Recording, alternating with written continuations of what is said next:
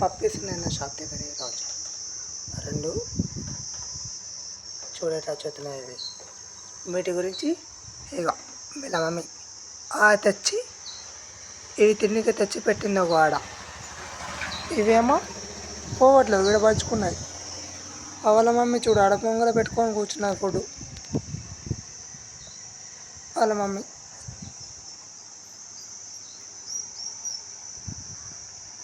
పోనీ పోనీ వాళ్ళ మమ్మీ చూడండి వీటి గురించి ఫుడ్ తీసుకొని వచ్చింది ఇక్కడికి.